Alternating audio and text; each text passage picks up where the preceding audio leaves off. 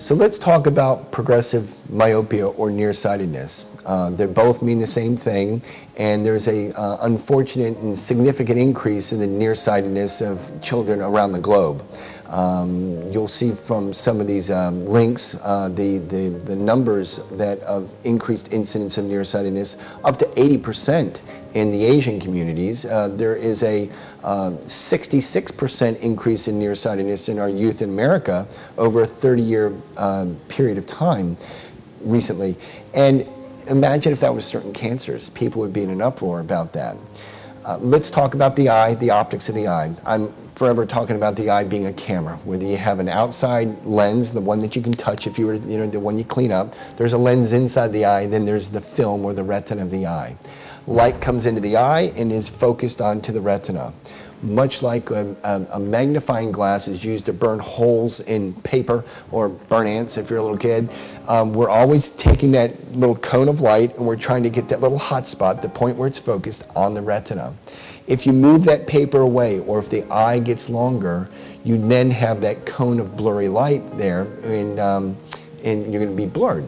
So why does the eye get more nearsighted? Well, it's a matter of the eye, the walls of the eye thinning out, and when they thin out, the back of the eye is now further away from the front of the eye. So light, I have a number of props here.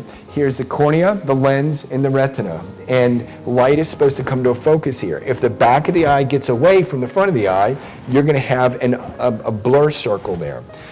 It's been found recently in a number of great studies that the blurriness that would happen out here in the retina, and not so much here, when this part of the retina is blurred, there's an input to the brain, taking a complicated subject and making it very simple. The input to the brain says, hey, thin out this part of the sclera, or the white of the eye thins out, which then moves the eye further away. Another little prop here. These two eyeballs, here's an MRI of a monkey's eyes, and they had these poor little monkeys living life for a couple years with an occluder over part of the eye. So the occluder was over here, and you can see here that this part of the eye that was in the shadow, if you just put your finger up and you close your open eye, you'll see how there's a shadow there. This part of the eye that fell in the shadow got longer, and it thinned out. So we want to keep the eye from thinning out, and it's been found that the way you can do that is by focusing light not only in the back of the eye where we're trying to keep things straight, but if you focus light out in the periphery of the eye. With the topographies or these surface maps of the eye, I have another prop here. Here is a normal cornea of the eye, and it has a curvature much like this dome here. It's just this represents curvatures of the eye, these colors. And this person went through corneal molding, and this is what their same cornea looks like when they remove the corneal mold. So this yellow or steeper part of the eye becomes green or flatter. And if you look at this red ring here, that part of the eye became steeper. Well, this part of the cornea is what's focusing light here so I can see well. But this part here is what's focusing light out in the periphery. So this cornea became that cornea. Interestingly, this is a LASIK, an eye that had LASIK, and you can see how close these two work together. So let's talk about the focus of light here. So if the eyeball is long and we have to push light back here, if I use my finger here and just show you that if we move this focus off to the side, it's focusing behind the eye. Well, we can't have that. So how are we going to move light, push light back in the middle of the eye, and pull light in the periphery of the eye? Well, that little red ring, by virtue of how it focuses light, the red is plus power and it focuses light quicker, and that flatter area in the middle focuses light slower. So that is going to give us what I like to call a pan-retinal focus. So the light is focused throughout the whole back of the eye. So corneal molding is a fantastic way to slow the progression of nearsightedness in the eye.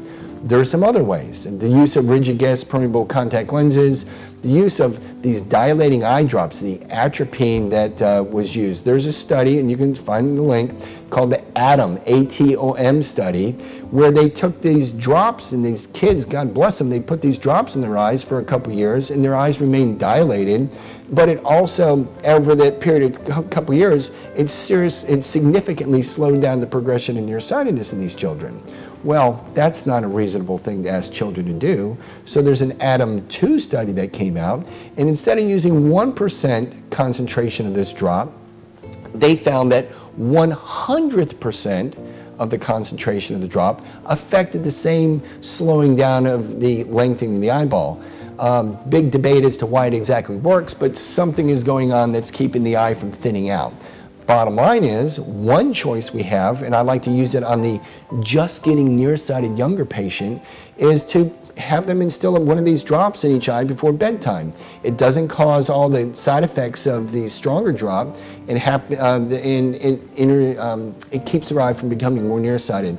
Works for a few years. It's a great little stopgap for certain people, certain ages, certain prescriptions. Another choice is to wear bifocal soft contact lenses. The person who doesn't want or can't afford corneal molding, we fit young patients in a lot of bifocal contact lenses. They're unaware of that there's a bifocal there, but what it's doing is the bifocal effect is changing the way light focuses through the whole back of the eye, and that's keeping the eye from lengthening. It's not the best way to do things. It's a good intermediate way of doing things, and it's a great choice for those people who are going to use that. We need to stop the lengthening of the eyeball. Corneal molding, drops, bifocal contact lenses. There are even glasses now that are made in a specific way that it also slows down the progression of nearsightedness in kids. So our sites have more information here. Our site has more information. There's some great links there. Myopia, www.myopiaprevention.org is a great resource. And please come by for a free consultation. I love talking to people about this. I'm passionate about what I do, and it's just great helping these kids out. Thank you.